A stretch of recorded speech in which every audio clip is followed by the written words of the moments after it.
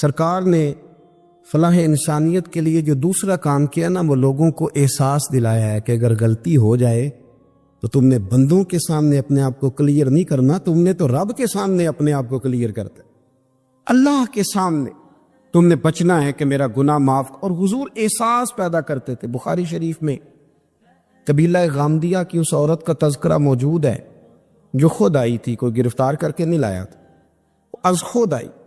احساس پیدا ہو گیا نا گناہ کا۔ یہاں بہت ساری غلطیاں کر کے بھی لوگ جب اپنی بات کرتے ہیں تو کہتے ہیں کبھی یاد تو نہیں کسی کے ساتھ زیادتی کی ہو، یاد تو نہیں کبھی کسی کا، بھئی آپ نے اتنے بڑے ولی ہونے کا دعویٰ کر دیے۔ انسان تو انسان رہتا ہے۔ بڑے بڑے لوگ کہہ گئے کہ یا اللہ اگر انجانے میں بھی بھول گئے ہیں تو ہم سے درگزر فرما، لیکن جب ہم تیار ہی نہیں ماننے کو۔ حضرت انس بن مالک کہتے ہیں وہ خاتون آئی، کوئی پکڑ کے نہیں لایا، کسی 14 دنوں کے ریمانڈ پہ نہیں اسے منوایا گیا، اسے وہ خود بخود آئی، اور کریم محبوب علیہ السلام کے سامنے جب وہ کھڑی ہوئی تو اتنے درد سے میں نے کم لوگ روتے دیکھے ہیں جس درد سے وہ روئی۔ عرض کرنے لگی حضور میں غلطی کر بیٹھی، مجھ سے زنا ہو گیا، مجھے پاک کر گئے۔ تو محبوب کریم علیہ السلام نے فرمایا تو کیسے ثابت کرے گی تو نے گناہ کیے؟ یعنی مجرم کو ثابت کرنا پڑ رہا ہے کہ میں گناہ گار۔ یہ وہ کمال ہے کہ انسانوں کو احساس ہونے لگے کہ یہاں ہم غلط ہیں۔ جب اعتراف جرم ہوتا ہے، جب بیماری کی تشخیص ہوتی ہے تو پھر اس کا علاج بھی ہو جاتا ہے۔ حضرت انس بن مالک کہتے ہیں وہ عرض کرنے لگی حضور میرے پیٹ میں ناجائز بچہ ہے۔ حضور نے فرمایا جا جب بچہ پیدا ہو تو پھر آنا۔ وہ 8 ماہ کے بعد آئی تو اس کی گود میں پھول سا بچہ تھا۔ حضور نے فرمایا واپس جا، جب روٹی کھانے لگ جائے تو پھر آنا۔ وہ 2 سال 2.25 سال دودھ پلاتی رہی، پھر جب آئی تو بچے کے ہاتھ میں روٹی کا ٹکڑا تھا۔ کریم محبوب صلی اللہ تعالی علیہ وسلم سے آ کے جب اس نے بات کی تو وہ درد سے روئی، کہنے لگی یا رسول اللہ 3 سال ہونے کو ہیں، میں نے گناہ کیا ہے، میں ساری رات سو نہیں پاتی۔ حضور تڑپتی، اگر اس حال میں مر گئی تو اپنے رب کو کیا منہ دکھاؤں گا، مجھے پاک کر دے، میرے حال پہ رحم فرمائے۔ محبوب کریم صلی اللہ علیہ وسلم نے بچہ ایک صحابی کو دیا، فرمایا بچوں کی طرح پالنا، اور کہا اسے لے جاؤ، پتھر مار مار کے اسے سنسار کر دو۔ صحابہ کہتے ہیں اسے پتھر لگ رہے تھے اور حضور بے چینی کے ساتھ ٹہل رہے۔ آ کے خبر دی حضور وہ تو وصال کر گئی، انتقال ہو گیا۔ فرمایا یہاں تک تو بات اس کی تھی۔ حضرت انس بن مالک کہتے ہیں اب محبوب کریم نے صحابیات سے فرمایا اسے غسل دو، کفن پہناؤ، جنازہ تیار ہو جائے تو مجھے خبر کرنا۔ حضرت انس بن مالک کہتے ہیں غسل ہوا، کفن ہوا، جنازہ تیار ہوا تو حیران ہم تب ہوئے جب میرے محبوب نے فرمایا صفے بناؤ، میں خود جنازہ پڑھاؤں گا، میں خود جنازہ پڑھاؤں۔ اور سرکار نے جنازہ پڑھایا تو ایک شخص کی زبان سے نکلا حضور اس ملعون کا معاذ اللہ جنازہ جس نے ناجائز بچہ جنا، اس کے لیے آپ دعا کر رہے ہیں، جنازہ پڑھا۔ حضور فرمانے لگے خاموش ہو جاؤ، تم نے گناہ دیکھا ہے، اس کا احساس نہیں دیکھا، تم نے غلطی دیکھی ہے لیکن اس کی توبہ کا انداز نہیں دیکھا۔ اور صاحب کنز العمال نے یہ لفظ نقل کیے ہیں کہ کریم محبوب فرمانے لگے اس نے تو ایسی شاندار توبہ کی ہے کہ اگر میں اپنی ساری امت میں بانٹ دوں تو اللہ سب کی مغفرت فرما دے گا۔ احساس جب پیدا ہو جاتا ہے نا اپنے دل کے اندر کہ یہاں میں غلط ہوں، ان العبد اذا اعترف ثم تاب تاب اللہ علیہ او کما قال نبی صلی اللہ علیہ وسلم، رواہ مشکات۔ حضور نے فرمایا جب کوئی بندہ کہتا ہے نا اللہ میں بھول گیا تھا، اور پھر وہ توبہ کرتا ہے تو رب اس کی توبہ کو فوراً ہی قبول فرما لیتا ہے۔ حضرت عبداللہ بن حذافہ جہاد کر رہے تھے، روم کے عیسائیوں نے گرفتار کر لیا، 1000 آدمی نے مل کے پکڑا، گرفتار نہیں ہوتے تھے صحابی، 1000 آدمی نے گھیرا ڈالا، گرفتار کر کے لے گئے۔ اور جب بادشاہ کے سامنے گئے تو وزیر کہنے لگا بادشاہ بندہ بڑے کام کا ہے، اگر ہمارے قابو آ گیا تو فائدہ دے گا، صحابی ہیں حضرت عبداللہ بن حذافہ، حضرت فاروق اعظم کا زمانہ ہے، اگر قابو آ گیا تو فائدہ دے گا۔ بادشاہ کہنے لگا کیوں، کیا خوبی ہے؟ کہنے لگے ہم 1000 آدمی تھے، یہ اکیلا قابو نہیں آ رہا تھا، 1000 آدمی تھے، اگر ہماری فوج میں شامل ہو گیا تو بہت بڑا جرنیل ملے گا۔ بادشاہ کہنے لگا کوئی مسئلہ نہیں، 2-3 چیزیں ہوتی ہیں بندے کو خریدنے کے لیے، خرید لیتے۔ بادشاہ کہنے لگا عبداللہ جتنی دولت تجھے چاہیے میں تجھے دے دیتا ہوں، میرے لشکر میں آ جا۔ معاذ اللہ اسلام چھوڑ دے۔ حضرت عبداللہ بن حذافہ کیا فرماتے ہیں بڑا تو بیوقوف ہے، میں نے دولت کمانی ہوتی تو مدینے میں بیٹھ کے تجارت کرتا، میں دولت کمانے نہیں نکلا، میں تو رسول اللہ کی رضا کمانے کے لیے نکلا ہوا ہوں۔ دولت کمانی ہوتی تو کسی مارکیٹ میں ہوتا، میدان میں آنا تو شہادت ہے مطلوب مقصود مومن، نہ مال غنیمت نہ کشور کشائی، یہ دولت تو لونڈی ہے رسول اللہ کے دروازے کی، جو تو پیچھے پیچھے پھرتی ہے نبی پاک کے غلاموں، یہ کمانی ہوتی تو میں کسی مارکیٹ میں ہوتا، میدان میں تھوڑا ہوتا۔ عبداللہ بن حذافہ سے دوسری چال چلی، کہنے لگے میاں عہدہ جو تجھے چاہیے، میں بادشاہ ہوں، میرے نیچے جو عہدہ تو کہے گا وہ تجھے مل جائے گا۔ حضرت عبداللہ بن حذافہ کہنے لگے شاید تجھے پتہ نہیں میری تعریف کیا ہے، شاید تو جانتا نہیں میری تعریف کیا ہے۔ کہا صاحب کی کیا تعریف ہے؟ کہنے لگے میں رسول اللہ کا صحابی ہوں، اور کائنات میں سب سے بڑا عہدہ مصطفیٰ کے صحابی ہونے کا عہدہ ہے۔ صحابہ وہ صحابہ تھے جن کی ہر صبح عید ہوتی تھی، خدا کا قرب حاصل تھا، نبی کی دید ہوتی تھی۔ فرمایا میں نے حضور کے جلوے دیکھے ہوئے ہیں، مجھے عہدے کی ضرورت ہی نہیں، اور میں نے عہدہ لینا ہوتا تو میں سیاست کرتا، میں تو شہادت لینے نکلا ہوں میدان میں، عہدے کا میں نے کیا کرنا ہے؟ اب بادشاہ کہنے لگا اسے قتل کر دو۔ وزیر کہنے لگا نہیں، ایک بات اور ہے، مجھے ایک چال اور چلنے دو۔ کہا وہ کیا؟ کہنے لگے میری بیٹی بڑی خوبصورت ہے، مجھے موقع دو اپنی بیٹی کو سجا بنا کے، وہ جوان جس کی جوانی اتنی بڑی ہے کہ 1000 آدمی مقابلے میں کھڑا نہیں ہوتا، اس جوان کے کمرے میں رات کی تنہائی میں بنا سوار کے بی بی کو بھیجا۔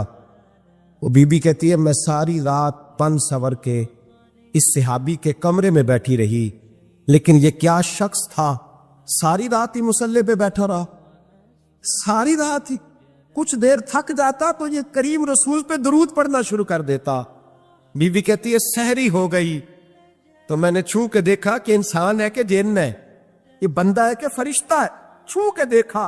کہنے لگے پیچھے ہٹ جا۔ میں نے کہا میں نے تو سنا تھا تو 1000 کے مقابلے میں ہے، اور تو اتنا بے حس ہے کہ بنی سوری دلہن بیٹھی ہے، تو نے نظر نہیں کی؟ عبداللہ بن حذافہ، بی بی کہتی ہے نظر پھر نہیں اٹھائی، نظر پھر جھکی ہوئی ہے۔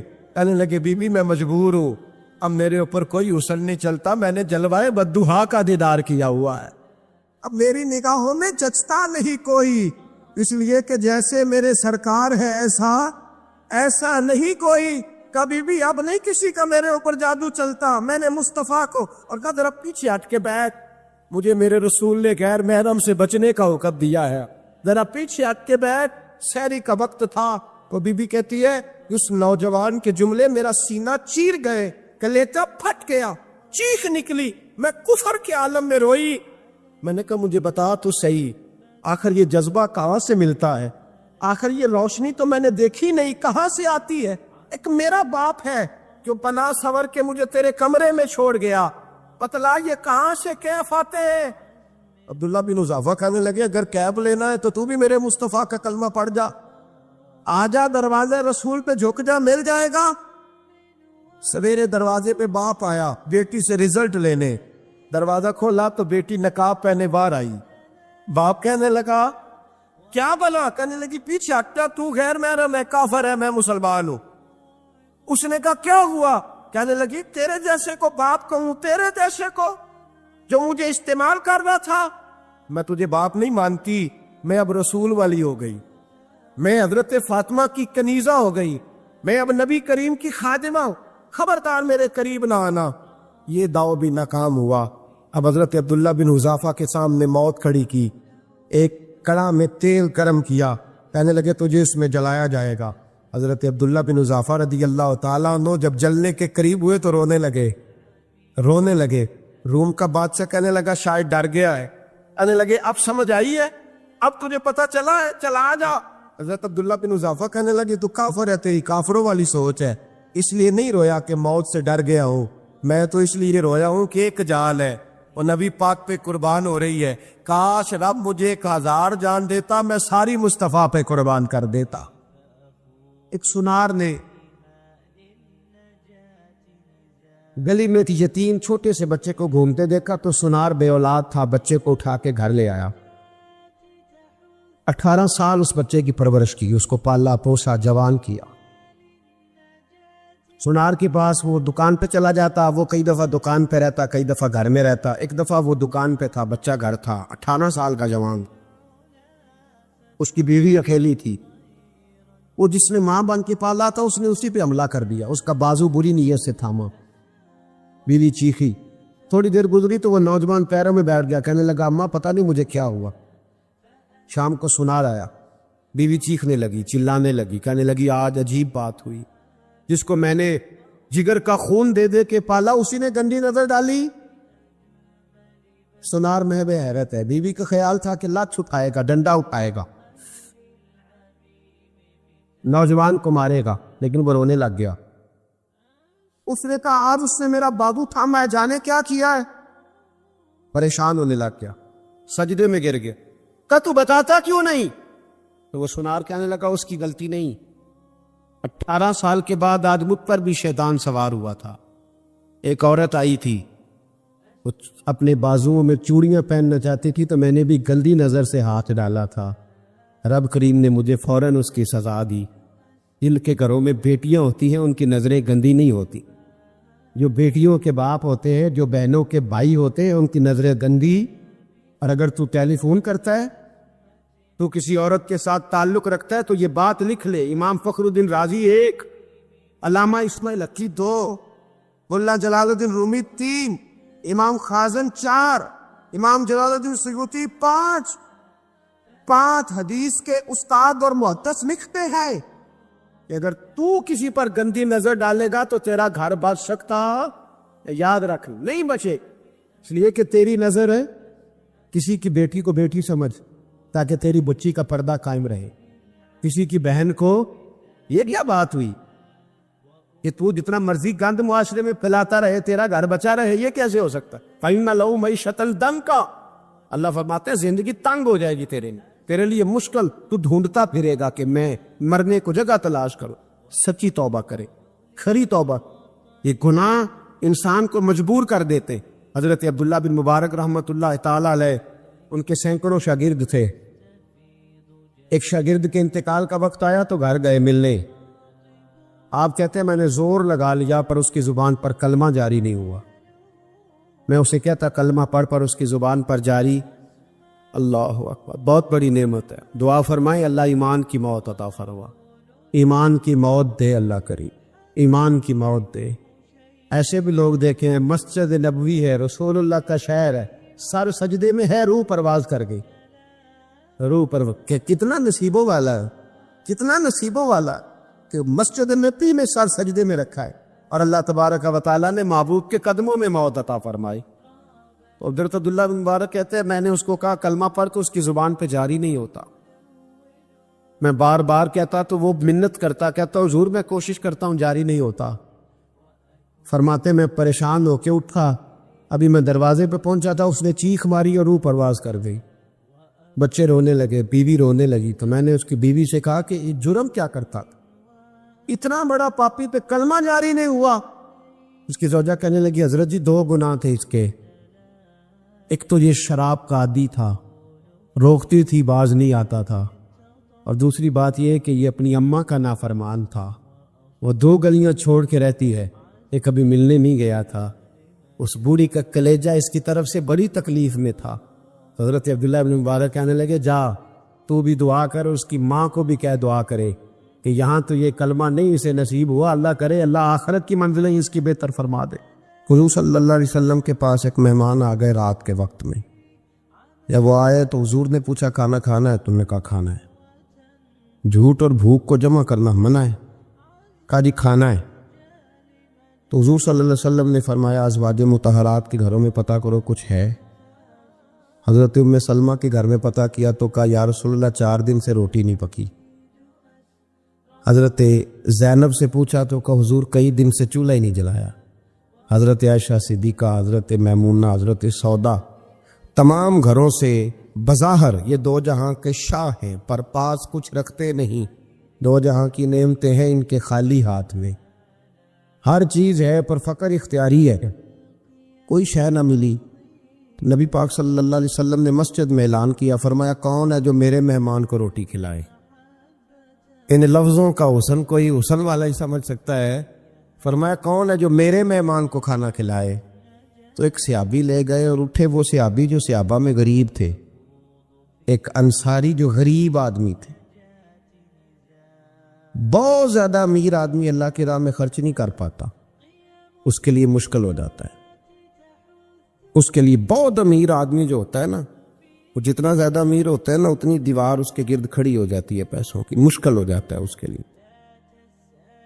غریب آدمی کھڑے ہوئے، اگرچہ میرے محبوب کے غلاموں میں جو بڑے امیر تھے وہ بھی خرچ کرنے میں بڑے آگے تھے، حضرت عثمان غنی رضی اللہ تعالیٰ عنہ، حضرت عبد الرحمن ابن عوف، حضرت ابو بکر صدیق رضی اللہ۔ لیکن یہ غریب آدمی کا حضور میں لے جاؤں گا، میں لے کے جاؤں، اور یہ بخاری مسلم ہے۔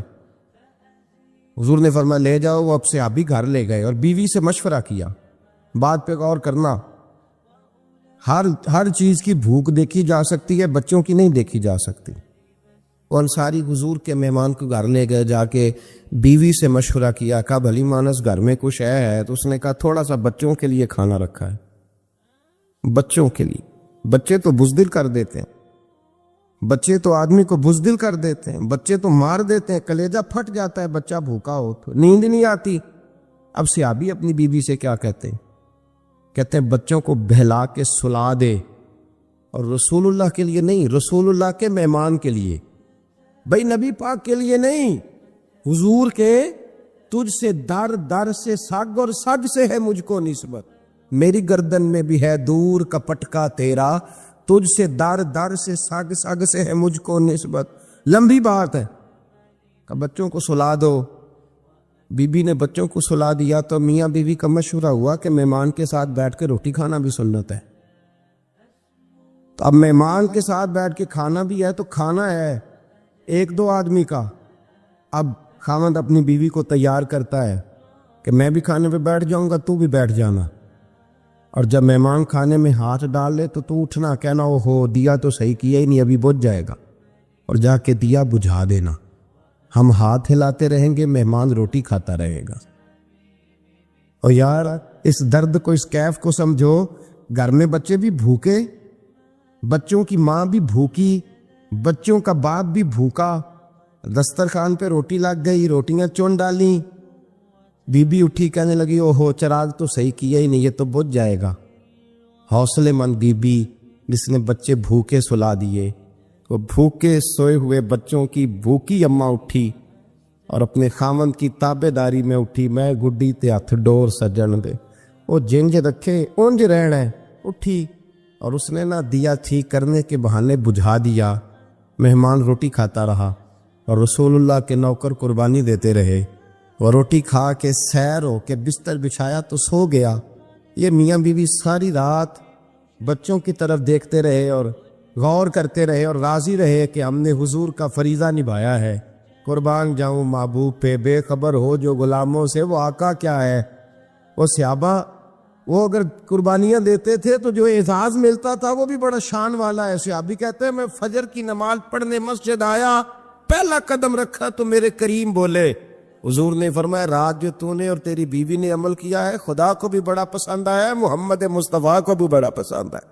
اور پھر ایک لفظ اور ہے حدیث میں، ایک روایت میں کچھ جملے اور بھی ہیں۔ حضور نے فرمایا جب تو اور تیری بیوی رات مہمان کے ساتھ احسار کر رہے تھے نا، تو عرش کا مالک تمہیں مسکرا کے دیکھ رہا تھا، رب تمہیں دیکھ کے مسکرا رہا تھا، رب تمہیں دیکھ کے مسکرا، تر دامنی پہ شیخ ہماری نہ جائیے، ہم دامن نہ چھوڑ دیں تو فرشتے وضو کریں۔ اور میں وہ مسکرا رہا تھا کہ میرے بندے میرے رسول کی رضا کے لیے کیا کر رہے ہیں۔ اور صاحب دیکھو، نبی پاک کے لیے نہیں، خاندان کے لیے نہیں، خاندان نبوت کے لیے نہیں، حضور کے نہ سمجھے یار، اس پہلو کو سمجھے۔ نبی پاک کے بریلی کے امام بول پڑے، فرمانے لگے تجھ سے در سے سگ سے ہے مجھ کو نسبت، تجھ سے در سے ساگ کتے کو کہتے ہیں فارسی میں۔ فرماتے ہیں محبوب تیرا دروازہ اور دروازے پہ کتا، اور کتے کے پاس میں بیٹھا ہوں، چلو کتے کے پاس تو بیٹھا ہوں نا، میری گردن میں بھی کوئی تو پٹکا آیا ہی ہے نا، تجھ سے در سے سگ اور سگ سے ہے مجھ کو نسبت، چلو میری گردن میں بھی ہے دور کا پٹکا تیرا۔ قرآن مجید بول اٹھا، رب کریم نے فرمایا حبیب یہ تیرے غلام وہ ہیں کہ وَيُقْصِرُونَ عَلَىٰ أَنفُسِهِمْ وَلَوْ كَانَ بِهِمْ خَصَاصَةٌ، فرمایا ان کا حال یہ ہے کہ جس چیز کی شدید حاجت ہوتی ہے وہ بھی اپنے بھائیوں پہ قربان کر دیتے، وہ دے دیتے ہیں تیرے نام پہ۔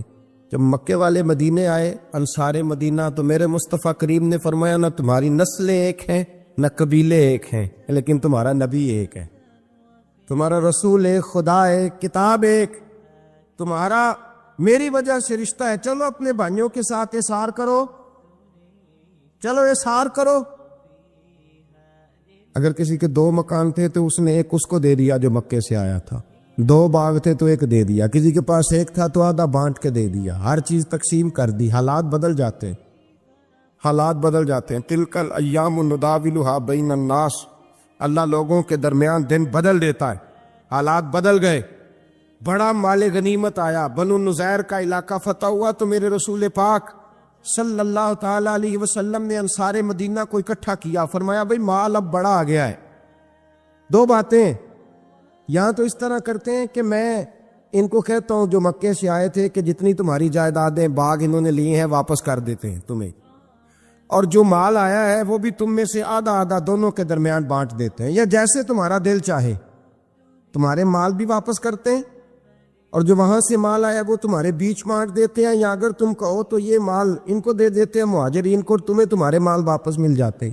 حضور نے پوچھا انصار مدینہ سے، حضرت سعد بن معاذ، سعد بن عبادہ تڑپ کے کھڑے ہوئے، عرض کی محبوبہ میں تو ابو بکر کو جانتا ہی نہیں تھا، حضور مجھے کیا پتا عمر کون ہے، میں کیا جانوں عثمان غنی مولا علی کی عظمتوں کو، محبوبہ میں نے تو تجھے ان کی طرف مسکرا کے دیکھتے ہوئے دیکھا ہے، تیرا جلوہ دیکھا ہے، تجھ سے در در سے ساگ ساگ سے ہے مجھ کو نسبت، یا رسول اللہ صلی اللہ علیہ وسلم ہم سے مشورہ نہ کریں، آپ اس طرح کریں جو جائیدادیں ہم نے انہیں دی ہیں وہ بھی ان کے پاس رہنے دیں، اور جو مال آیا ہے وہ بھی ان میں تقسیم کر دیں، اس لیے کہ ہمیں تو بس اتنا پتہ ہے کہ یہ آپ کے غلام ہیں، آپ کے نوکر ہیں، ہمیں اس سے زیادہ کسی چیز کے کوئی غرض ہے، بس آپ کے غلام ہے، بات ختم ہو گئی۔ حضور خاموش ہو گئے۔ صحابہ کہتے ہیں دیر کے بعد ہم نے کہا فیصلہ ہونا چاہیے، فیصلہ پتہ کیا ہوا؟ حضور نے ہاتھ اٹھائے، کہا اے اللہ میرے مدینے والوں پہ رحم فرما، اے اللہ میرے انصار پہ رحم فرما، اللہ ان کے جذبے قبول فرما۔ بھائی اظہار والی زندگی، وہ کیا بات ہوئی کہ میں نے بڑی قربانی دی ہے تو، اور جب تک تو قربانی نہیں دیتا تو قدر والا نہیں ہوتا۔ جو چیز قربانی سے حاصل ہوتی ہے اس کی قدر ہوتی ہے، جو چیز مفت میں آ جاتی ہے اس کی کوئی قدر نہیں ہوتی، کوئی قدر نہیں۔ میں اکثر سوچتا ہوں کہ حضرت خواجہ اجمیری کے خلیفے اجمیر میں بھی تو ہونے چاہیے تھے نا، لیکن ان کے خلیفے اجمیر میں نہیں ہوئے، دلی میں ہوئے۔ تو میں سوچتا ہوں دلی والوں کے خلیفے دلی میں ہونے چاہیے، لیکن دلی میں نہیں ہوئے، پاک پتن میں ہوئے، تو پاک پتن والوں کے یہاں ہو جاتے۔ اس لیے کہ قربانی جو دیتا ہے نا، جو دور سے چل کے آتا ہے وہ قربانی کرتا ہے، قربانی دیتا ہے، اس کو قدر زیادہ ہوتی ہے۔ ہم نے کسی شے کے لیے کبھی قربانی نہیں دی، نہ دین کے لیے، نہ قرآن کے لیے، نہ مسجد کے لیے، نہ شیخ کے لیے، نہ طریقت کے لیے، قربانی تو ہے ہی نہیں۔ تو جو شے مفت ملتی ہے اس کا نہ مزہ آتا ہے نہ قدر ہوتی ہے۔ جو چیز قربانی کر کے لیتے ہو نا، قربانی کر کے، اس کی قدر ہوتی ہے۔ کسی لیے کہا تھا کسی درویش نے، اس نے کہا تھا قدر نبی دا ایک کی جانن دنیا دار کمینے، قدر نبی دا جانن واگے سو گئے وچ مدینے۔ ان سے پوچھو نا، ان سے پوچھو ان حضرات کو کتنی قدر تھی۔ قربانی اپنی زندگی میں دینا سیکھیں۔ ایک ہوتی ہے بندے کی ذاتی خواہش، اس کو کچلنا بڑا مشکل ہوتا ہے۔ قربانی بڑی ضروری چیز کا نام ہے، اور جو قربانی دینا سیکھ جاتا ہے وہ بچ جاتا ہے۔ کتیا 6 بچے جنم دیتی ہے لیکن قربانی نہیں نہ دیتی بچوں کی، تو ریوڑ نہیں بنتے، اجڑ نہیں بنتے۔ بکری 2 بچے پیدا کرتی ہے اور سال کے بعد ہزاروں بچوں، لاکھوں بچوں کی قربانی دیتی ہے، پر پھر بھی جدھر جاؤ بکرے بکرے نظر آتے ہیں۔ جو قربانی دینا سیکھ جاتا ہے نا، یزید نے کوئی قربانی نہیں دی، اس لیے کوئی شخص بھی کھڑا ہو کے نہیں کہتا، حالانکہ 14-15 بیٹے تھے یزید کے، کوئی بھی کھڑا ہو کے نہیں کہتا میں اس کی نسل میں سے ہوں۔ امام حسین نے ساری قربانی دے دی۔ ایک زین العابدین بچے تھے، پوری دنیا میں اللہ نے سید عطا فرمائے ہوئے ہیں، جو قربانی دینا سیکھ جاتا ہے وہ بچ جاتا ہے. ہم نا قربانی کیا، ہمارے پاس تو اضافی شے ہے وہی دینے کو تیار نہیں. جب آپ تیار ہی نہیں تو سودا ہی نہیں کر، آپ نکلے ہی نہیں میدان میں، تو حاصل کیسے ہو؟ حصول تو تب ہوگا نا جب آپ کوئی انویسٹمنٹ کریں گے. تو آپ انویسٹ ہی نہیں کر رہے تو بھائی آپ نے پودا ہی نہیں لگایا تو پھل کیسے ملے؟ قربانی نہیں دی تو وہ درجہ کیسے ملے؟ اس کے لیے تو قربانی ضروری ہے. اب تمام صحابہ کی زندگی پڑھ لیں، حضرت ابو بکر سے لے کر حضرت بلال تک، یہ سارے قربانی والے ہیں. آپ تمام اولیاء کی صفت پڑھ لیں، حضرت غوث اعظم، جیلانی، داتا علی اجویری، خواجہ معین الدین، یہ سب قربانی والے لوگ ہیں. قربانی دیتے رہے تو بچے ہوئے ہیں. ان کے جو ساتھ تھے وہ بھی قربانیوں والے تھے. قربانی حصہ ہے طریقت کا، قربانی ضروری ہے. اور ہمارے صوفیاء تو کہتے ہیں جس شخص نے تصوف میں آ کے قربانی نہیں دی. بزرگوں کے پاس ایک شخص آیا، غالباً خواجہ نظام الدین محبوب الہی کی بات ہے، میرے ذہن میں نام پورا نہیں سما رہا. تو ایک مرید نے آ کے کہا حضور زکوٰۃ کتنی دینی ہے؟ فرمایا 2.5%. تھوڑی دیر کے بعد حضرت نصیر الدین چراغ دہلوی آ گئے، کہا حضور اللہ کے راستے میں کتنے دینے ہیں؟ فرمایا 50%. ایک ساتھی قریب بیٹھا تھا، اس نے کہا پہلے کے لیے 2.5% کا فتویٰ تھا، اس کو کہہ دیا دے دے. چند منٹ گزرے تو حضرت امیر خسرو بھی آ گئے، کہا حضور زکوٰۃ کتنی دینی ہے؟ فرمایا جو ہے سارا ہی لے آ، تیری 100% ہے. تو وہ ساتھی جو قریب بیٹھے تھے اس نے کہا بابا فتوے علیحدہ ہیں. فرمایا فتویٰ ایک ہی ہے، بندے علیحدہ ہے. فتویٰ ایک ہی ہے، مجھے پتہ ہے کون کتنے دے سکتا ہے. وہ جس کو میں نے 2.5% کہا ہے وہ بھی جا کے حساب کتاب کرے گا، اس نے 2.5 بھی پورا نہیں دینا. اور فرمایا جس امیر خسرو کو میں نے کہا نا سارا لے آ، اس کا دل کرے گا میں اپنا مکان بھی توڑ کے لے آؤں. میں نے فتویٰ ایک ہے، بندہ دیکھ کے بات کی ہے. بھائی قربانی نہیں ہے، اظہار ہی نہیں ہے، جذبہ ہی نہیں ہے، ہمارا مزاج ہی نہیں ہے. لیکن نا یہ اب ایک تو شریعت کی قربانی ہے نا، یہ تو اس پہ بھی لوگ بڑا سوچیں گے، اس پہ بھی لوگ بڑا سوچیں گے. فتوے پوچھتے پھریں گے کہ جی میرے اوپر تو ابھی میں نے تو 15,500 قرضہ دینا، دوں کہ نہ دوں، کون سی دوں؟ فتوے پوچھیں گے. دینے کی دفعہ فتوے پوچھیں گے اور لینے کی دفعہ چھٹی، جو آتا ہے آنے دو. کبھی لینے کی دفعہ بھی فتویٰ پوچھنا صاحب کہ یہ مجھے اتنا مال آ رہا لے لوں کہ نہ لوں. وہ لے لیا، قابو کر لیا. جب دینے کی باری آئی تو فتویٰ احصار کرے. اور احصار صفت ہے مسلمان کی، یہ احصار کرنے لگتا ہے تو بچنے لگ جاتا ہے، اس کا فائدہ ہونے لگ جاتا ہے. قربانی دینے لگ جاتا ہے تو بچ جاتا ہے. کسی نے کہا تھا سن اے مسلمان، یہ نقطہ فیض قرآنی میں ہے، عظمت و اسلام اور مسلم صرف قربانی میں ہے. اگر تو جینا چاہتا ہے تو قربان ہو. اپنے مزاج میں قربانی. اور ایک عیسائی اسکالر تھا امریکہ کا، صرف ایک حدیث پڑھ کے مسلمان ہو گیا، کلمہ ہی پڑھ گیا. حدیث کیا ہے؟ جنگ یرموک ہے. تو 7 صحابہ زخمی ہیں، چور چور زخموں سے لیٹے ہوئے، گرمی بڑی شدید ہے. العطش العطش، پیاس پیاس پیاس پکارے ایک صحابی. ایک آدمی دوڑا دوڑا آیا، پانی کا برتن ہاتھ میں ہے، اس کے منہ کے قریب پانی کیا تو قریب ایک اور زخمی نے کہا میں بھی پیاسا ہوں. زخموں سے چور چور شخص نے، میدان میں پڑے ہوئے آدمی نے کہا یار پہلے اسے پلا دو، وہ زیادہ پیاسا ہے. وہ کہتا ہے میں جب اس کے پاس گیا اس کو پانی دینے لگا تو ایک آدمی قریب سے اور بولا یار میرے تو زبان پہ زخم ہے، دوڑ کے آؤ، بڑی پیاس. کہتا میں نے پانی کا کٹورا اس کے قریب جو کیا تو چوتھا بول پڑا. اس نے کہا ادھر لے جاؤ یار، میرا گزارا ہو جائے گا، کام چل جائے گا. وہ کہتا 5واں بول پڑا تو چوتھے نے انکار کر دیا، میں نہیں پیوں گا، پہلے اس کے پاس لے جاؤ. کہتا حد ہو گئی. 7ویں تک میں آیا، اور جب میں 7ویں تک آیا تو پہلے نے پھر چیخ ماری. تو فرماتے ہیں وہ 7واں کہنے لگا نہیں ادھر لے جا یار، اس کو پیاس زیادہ لگی ہوئی. تو جب میں اس تک گیا تو وہ جام شہادت نوش کر چکا تھا. پلٹ کے دوسرے کے پاس آیا تو وہ بھی فوت ہو گیا. تیسرے کے پاس آیا تو وہ بھی رب کریم کی بارگاہ ناز میں حاضر ہو گیا. 7 شہید ہو گئے. تو پانی کا کٹورا میرے ہاتھ میں رہا. میں کبھی آسمان دیکھتا، کبھی زمین دیکھتا، کبھی پانی دیکھتا، کبھی میں ان 7 شہیدوں کے چہرے دیکھتا. پھر دل میں خیال آیا یہ تو گردنیں کاٹنے والے تھے، یہ تو ایک دوسرے کو قتل کرنے والے تھے، یہ تو خون پینے والے تھے. آج یہ سارے اس لیے کر رہے ہیں کہ سارے محمد عربی کے غلام بن گئے ہیں، رسول اللہ صلی اللہ علیہ وسلم کے نوکر بن گئے. وہ کہتا میں نے حدیث پڑھی تو میں مسلمان ہو گیا. میں نے کہا یہ جذبے دنیا دار بندہ پیدا نہیں کر سکتا، یہ جس نے جذبہ پیدا کیا ہے وہ اللہ کا سچا رسول ہے. میرے بھائی اظہار کا مزاج پیدا کرے. قربانی تو نہیں رہی معاشرے میں، اظہار ہی تو نہیں ہے. ہم روایتیں پڑھتے ہیں سنتے ہیں، لیکن آپ یقین کریں پنکھے کے نیچے مسجد میں کوئی دوسرے کو جگہ دینے کو تیار نہیں. پھر پنکھا ہے نا چل رہا تو کوشش ہے کہ مجھے این اس جگہ ملے جہاں پنکھا چل رہا ہے. اتنا بھی اظہار کرنے کو لوگ تیار نہیں، اتنا بھی. اور درجے بڑے بڑے لینے چاہتے ہیں، بڑے بڑے درد. وہ ہمارے پاس لوگ آتے ہیں، 2-4 لفظ لکھے ہوتے ہیں نا نام کے ساتھ، کوئی علامہ لکھ دیتا ہے، کوئی پیر صاحب لکھ دیتا ہے، تو لوگ بڑی باتیں پوچھ لیتے ہیں. کئی دفعہ آ کے پوچھتے ہیں میرا زیارت کرنے کو دل کرتا ہے. میں کہتا ہوں یار تو نے آخری سیڑھی پہ پیر رکھ دیا ہے، بالکل آخری پہ. دل تو تیرا جس چیز کو کرے گا تو وہ کرنے لگ جائے گا. پہلے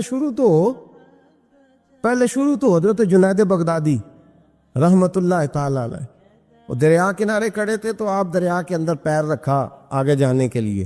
یہ اعلیٰ حضرت نے لکھا ہے واقعہ ملفوظات شریف میں. دریا پار کرنے کے لیے پیر رکھا تو ایک شخص کہنے لگا حضور مجھے بھی ساتھ لے لیں.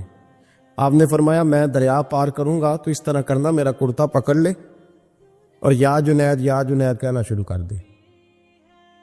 یا جنید. اس پہ فتویٰ بھی لگ جاتا ہے، پر کیا کرے، اب مسئلہ تو صحیح ہے نا. تو پیر میرا پیچھے سے کرتا پکڑ لے اور یا جنید کہے. وہ کہتا ہے پیر رکھا نا حضرت نے پانی میں تو میں بھی پیچھے. تو حضرت جنید بغدادی کیا کہتے ہیں یا رحمان یا اللہ، یا رحمان یا اللہ. وہ خود یہ پڑھ رہے ہیں اور مجھے لگایا یا جنید پہ. کہتے ہیں دریا میں وہ بھی چلنے لگے تو میں بھی، یوں لگا جیسے پکے فرش پہ چل رہے ہیں. کہتے ہیں تھوڑا سا گزرا تو میں نے کہا بابا خود یا رحمان یا اللہ کہہ رہا ہے اور مجھے یا جنید پہ لگایا ہوا ہے، تو چلو میں بھی یا رحمان یا اللہ پڑھتا ہوں. کہتے میں نے یا رحمان یا اللہ کہا تو میں ڈوبنے لگ گیا، دریا میں ڈوبنے لگا. تو حضرت فرمانے لگے تجھے کہا نا یا جنید کہہ. کہتے پھر یا جنید کا تو پھر اوپر آ گیا. تھوڑا اور جا کے اب شیطان باز تو آتا نہیں، الذی یوسوس فی صدور الناس، یہ جاتا تو دل تک ہے نا، باز تو آتا نہیں. دن میں 36 دفعہ تو مشورہ دیتا ہے کہ سیدھی نماز پڑھو، یہ کس چکر میں لگ گئے، روز تو تقریر کرتا ہے.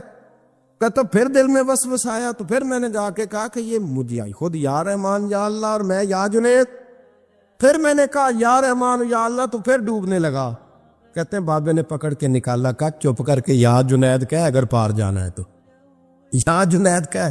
کہتے کنارہ آ گیا تو میرے دل میں خود ہی تھی، وسوسہ تھا کہ بابا تو یا رحمان یا اللہ کہے تو ترے، میں کہوں تو ڈوبے. میرے دل میں وسوسہ تھا. اللہ والے ادھار تو رکھتے ہی نہیں نا، جو بات دل میں آتی ہے وہ بیان پہلے کر دیتے ہیں. ادھار تو ہے ہی نہیں ان کے ہاں. وہ تو کہتے ہیں تجھے بولنے کی گنجائش ہی نہیں دیں گے، تیرے سوال دل میں ہوگا جواب ہماری زبان پہ ہوگا. یہ تو چکر ہی نہیں نا، بالکل کوئی کھاتا ہی نہیں. رب کریم کا بندہ تو بات ہی وہ کرتا ہے جو کو دل میں لے کے آتا ہے. فرماتے ہیں جیسے ہی میرے دل میں یہ وسوسہ تھا حضرت جنید بغدادی رحمت اللہ تعالی علیہ باہر نکل گئے تو پلٹ کے میری طرف دیکھا، مسکرا کے فرمانے لگے بیٹا جنید تک تو پہنچ لے، اللہ تو ابھی بڑی دور ہے. ابھی جنید تک تو پہنچ جا، ابھی تو جنید تک نہیں پہنچا، ابھی تو میرے تک تو پہنچ جا، اللہ تو ابھی بڑی دور ہے، تو ڈائریکٹ ہی وہاں تک جانے لگا ہے، شروع تو ہو ابھی. تو یہاں لوگ سیدھے جا کے کہتے ہیں زیارت کر دیں گے. مجھے ایک صاحب کہنے لگے جی میں نے ایک پیر صاحب کے بارے میں سنا ہے ان کی بیعت ہوتے ہی بندے کو نبی پاک کا دیدار ہو جاتا ہے. میں نے کہا ٹھہر جا ذرا، اس کو بھی کہہ بریک پہ پیر رکھے، بیعت کرتے ہی دیدار ہو جاتا ہے. یہ کوئی لوٹ سیل ہے؟ زندگی گزر جاتی ہے انسان کی، مر جاتا ہے، اور جس کو حضور کا دیدار ہو پھر بچ جائے، پھر قائم رہے، پھر اس کی زندگی نہ بدلے، پھر اس کا دنیا سے کوئی تعلق رہ جائے. یہ پوچھ ابو بکر صدیق سے جنہیں دیدار ہوا تھا، جب دیدار ہوا تو یار رہا ہے، باقی کوئی شے بھی نہیں رہی، پھر محبوب رہے اور کچھ بھی نہیں بچتا. تو وہ کس طرح کا ہے جو دیدار بھی کراتا ہے اور پھر کہتا جاؤ دکان بھی کھول لو جا کے؟ یہ کیسی بات؟ وہ ایک منزل ہے، وہ اپنی جگہ پہ آ کے آتی ہے، اور یہی بہتر ہے کہ پردوں میں وہ پردہ پوش رہے. وہ اگر پردے اٹھا دے تو کسے ہوش رہے. پھر مشکل ہو جاتا ہے معاملہ، مشکل ہو جاتا ہے۔ تو بھائی یاد رکھیں، قربانی دینا سیکھیں، اثار کرنا سیکھیں، اور صفر سے شروع کریں۔ زندگی میں ہم لینے کے چکر میں پڑ جاتے ہیں تو نقصان اٹھاتے ہیں۔ عقل کے گھوڑے کم دوڑائیں، محبت کے ساتھ عمل زیادہ کریں، دماغ کا استعمال کم کریں اور عمل زیادہ کریں، زیادہ عمل کریں، ورنہ شیطان تو نماز بھی نہیں پڑھنے دے گا۔ وہ تو کہے گا کہ جناب چلو ٹھیک ہے، اللہ نے معافی کر دینا ہے، وہ تو کچھ بھی نہیں کرنے دے گا۔ دماغ کا استعمال کم کریں اور عمل زیادہ کریں، جد و جہد زیادہ کریں، اظہار کریں، قربانی کریں، اپنی زندگی میں کریں، کسی کے لیے کچھ اظہار کریں، کسی کو کچھ دیں۔ یہ جو ہم اولاد کے لیے قربانی دیتے ہیں نا، تو یہ قربانی نہیں ہوتی، یہ لالچ ہوتا ہے، یہ سودا ہے۔ پتہ ہے آپ کو، یہ سودا ہے۔ ہم بچپن میں ان کی خدمت کریں گے، یہ بڑھاپے میں ہماری خدمت کریں گے، تو یہ تو تجارت ہے، یہ کوئی اصول نہیں۔ میرے بچے بڑے ہو گئے تو مجھے خیر صلی اللہ، یہ تجارت ہے بھائی، یہ تجارت ہے، یہ قربانی نہیں، تو تجارت ہے۔ یہ آپ جو کر رہے ہیں یہ تو کمیٹی ڈال رہے ہیں آپ، اور چونکہ نیت یہ ہوتی ہے خدمت کی، تو پھر نصیب والوں کو خدمت ملتی ہے، قسمت والوں کو ملتی ہے۔ ورنہ بچے کہتے ہیں ابا جی ٹھیک ہے آپ نے ہماری خدمت کی تو سارے کرتے ہیں، آپ نے کنوں کی تھوڑی کی ہے چھٹی، آپ وہاں بیٹھیں، چائے ملے گی وقت پہ پہنچے گی، لیکن آپ مداخلت نہ کریں کسی چیز کے اندر، تجارت نہ کریں، اظہار کریں، قربانی کریں۔